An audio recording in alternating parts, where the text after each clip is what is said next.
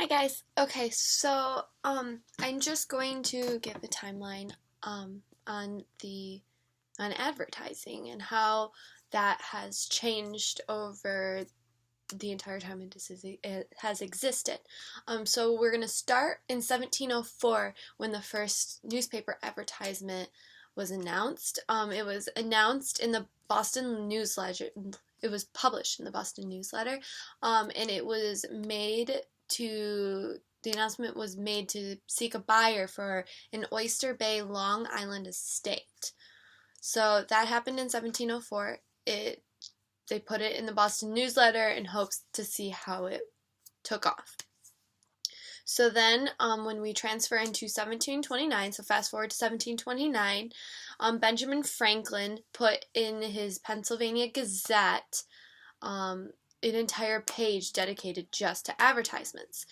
And this was a totally new phase to advertising, and this made it so that Franklin revolutionized the advertising style, because he put simple illustrations in it to accompany the advertisement headlines, which was different than anything else. And he also made an entire page dedicated to advertisements. So that was also very different.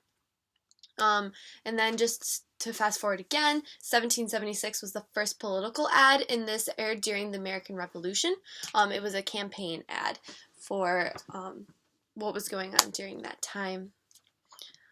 Fast forward again. Now we are in 1835, so fast forward a whole lot. We're in 1835, where now there's a large format poster. It's American and it measures more than 50 square feet. It originated in New York when Jared Bell began printing circus posters. So the big, large format poster was circus posters, and this is kind of transitioned into what billboards were, and those happened in a little bit afterwards, because the poster more so was just for like outside different things, and then people were like, let's put these on on poles on street railways. So in 1850, that's when exterior advertising first came, for street railways. And the earliest recording leasings of those billboards occurred in 1867. So we bounced a little bit forward from 1835, so we got to 1867, so now we're going to bounce back to 1843.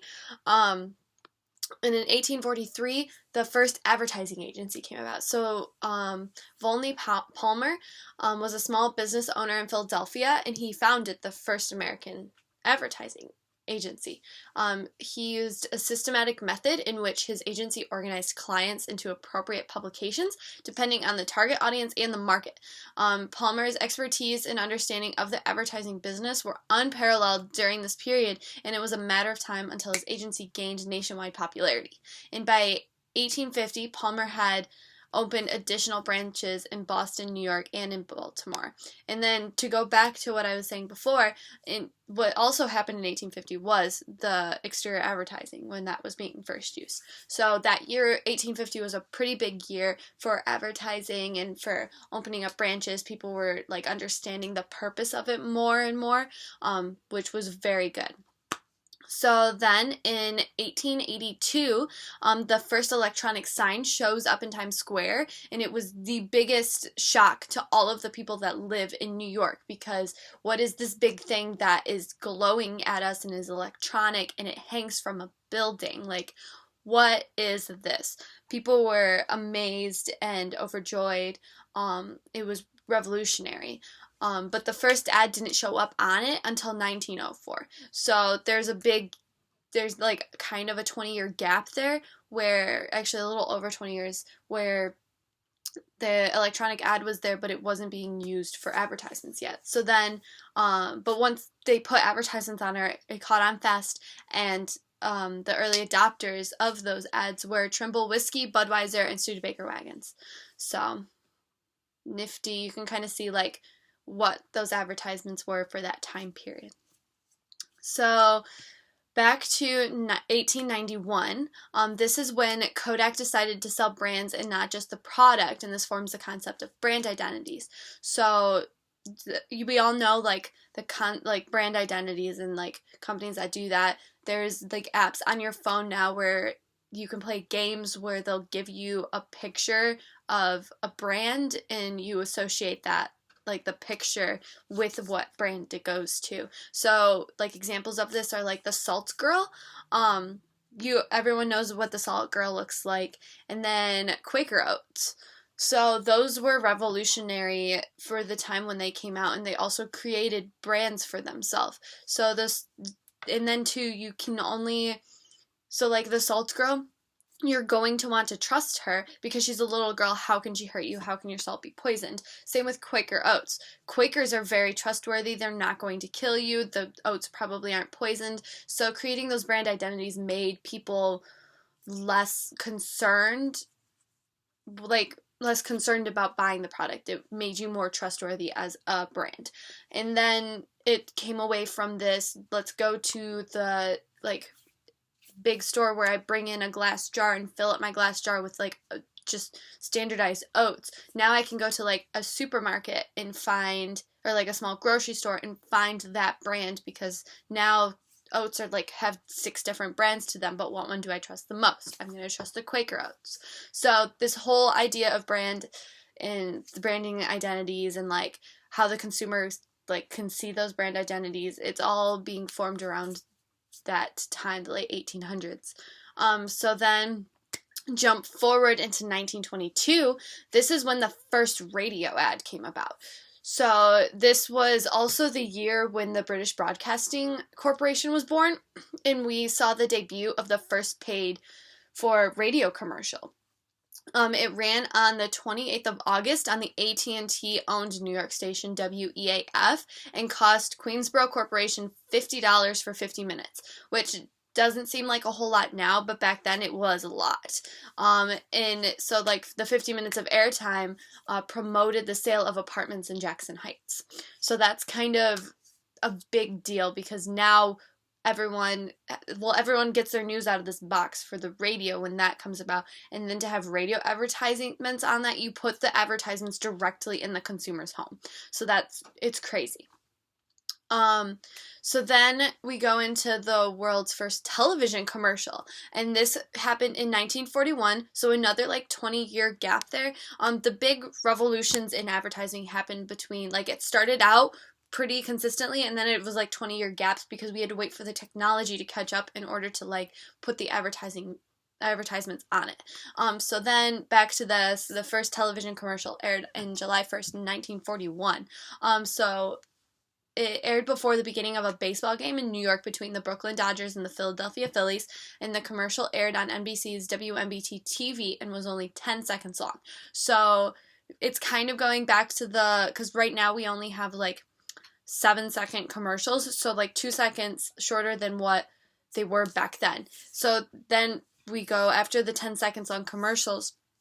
And that advertisement was for Bulova watches. So once we get from this 10 seconds, we start to pick it up a little more, and they go to like 3-minute commercials. That's like the furthest down the line. But then we come back, and now we're watching 7-second commercials because the internet revolutionizes everything. But we'll come back to that later on. But so that 10-second long commercial was for Bulova watches that happened on NBC's WMBT TV.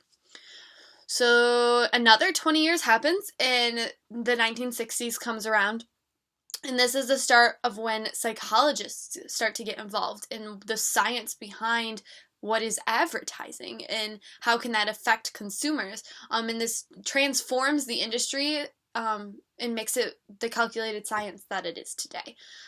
So then after that, 7 years happens in the span, so now we're in 1967, and the first Super Bowl was born, and so was the first Super Bowl ads, because you can't have a Super Bowl without having Super Bowl ads, and if there's already ads on TV, if we're going to stream the Super Bowl, we might as well stick some advertisements on that sucker. And with tons of people watching, you have tons and tons of opportunity to get profit from your advertisements. So the cost of those commercials, though, were anywhere from $37,000 to $42,000. So not the billions of dollars that we spend nowadays, and it wasn't per minute or for a specific time slot. It was just your commercial would be this much money. So it kind of varies there. So then we're going to travel another 10, 12 years here and be in the 1980s, and this is when infomercials take hold. So although infomercials became popular in the 1980s, it was believed, though, that the first ever long infomercial aired in the late 1940s for a Vicks Mix blender. So it's kind of weird that they didn't think that the long form infomercial in 1940 was like, it didn't take off. It's kind of weird that that happened, but it probably wasn't set in that time for that infomercial to take off, where in the 1980s there wasn't a lot happening for advertisements and people are like rediscovering stuff every day, and so that takes off. So then it takes us into the 1990s, 10 years later, and the internet comes about and it changes everything and everything takes off, and it kind of goes insane. So when we look at advertising as a whole, you can't really see a clear-cut diffusion curve for all of these because it kind of goes in waves, and everything kind of gets blown out of proportion because now there's advertising everywhere. We are so absorbed as a consumer in advertising, it runs our lives 110%.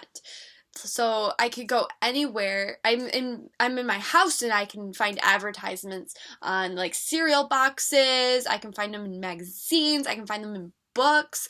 I can find them on my television, on my computer. So we are so surrounded and saturated in advertising.